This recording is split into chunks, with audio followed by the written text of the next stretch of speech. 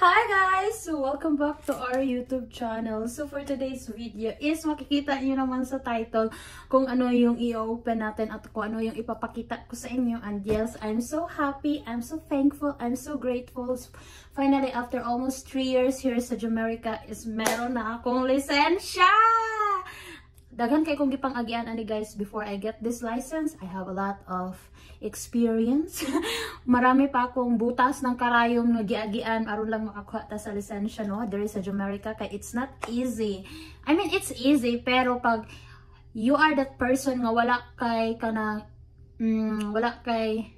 kanang background sa kanang about driving, kanang wala kay kanang salig sa imong kaugalingon anak pod og nakay kahadlok og nervyosa ka. So Diyos ko Lord, kanang makulba-kulbaan jud ka, tugkan jud ka og kanang singalan ani kanang tugkan kag nervyos. So from Philippine license and now I have my American license, US license. So from this license, yes, this is my license in the Philippines, and this is my temporary license in Jamaica. And now I'm gonna show you guys the license that I have received here in America. Charot! I-unwrap natin siya. I'm so excited. So, by the way guys, diri sa Jamaica, here in America, dili ka makakuha og lisensya o dili ka mo take og learner's permit. So, I take my learner's permit like May 2024. So after that, nagkuan po ko guys, sorry, it's noisy kay ga-open ko. Hire me or gi-enroll ko sa kumbana sa driving school aron to help me, to guide me kanang aron dili magka-problema among relasyon. And yes, if you have a Filipino wife, if you have a Filipino husband and you are here in Jamaica and you're married to a foreigner, so I think much better jud nga kanang i-enroll nimo siya og kanang driving school kay ngano namo gyud tendency diha mo mag-away, especially nga imong bana is tired from work and then he will be able to help you to learn how to drive. So well, depende po na siya og imong bana is very patient with you. So nara jud po na siya diha, pero commonly or most nga story nga akong nadunggan diri sa Jamaica kanang naminyo sila og afam is nadyoy mga sininggitay, mga syagitana nga stop ganon, mga intense gyud nga mga moment with her husband kanang ilang bana may magtudlo. So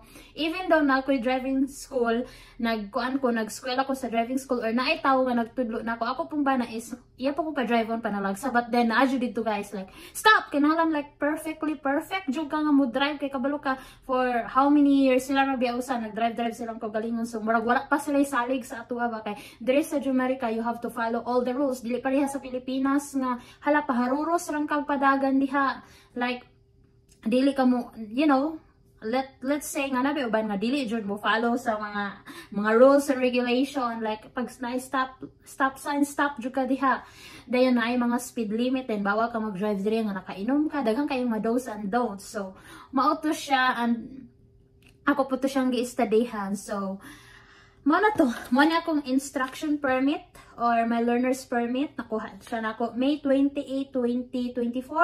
Pag after nako nag-take og learner's permit which is written exam siya guys. So pag take nako ato is nakapasar ko, finally one take nakapasar dayon ang yung auntie. So happy kay ko after ato gipa-enroll din ko. So mo na to siya. So karon ipakita nako ninyo og kasi forma sa lisensya sa Jamaica. I don't know, but I think pares-pares ang lisensya diri sa Jamaica, no? Pero nakadepende lang sa state. Ah! Guys, nakita na dyan ako. Wala dyan ako nag-i-open, chari. So, mauni siya ako license. So, I have my American license now and my Filipino license or Philippine license. So thank you Lord for like 3 months mandaway ko nagsingalan ani nag-driving kanang nitsugod ko og no, like 2 months raw data. Nagsugod ko May, June, July, August. Oh, 3 months June. So, almost 3 months. So, pagka August 5, 2024, ni-take ko sa ako ang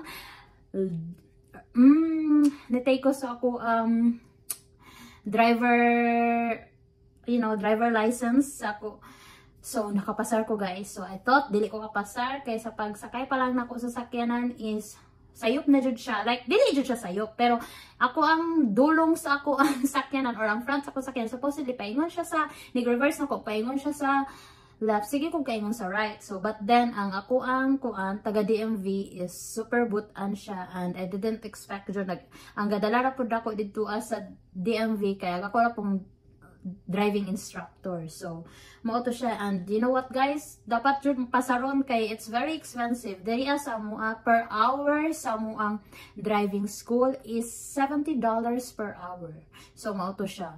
So, next video nako is gaman siya nako og kanang magama kog video og asa ko nag-study para sa kong learner's permit og unsay mga tips para kanang makapasar ka, unsa kong gibuhat.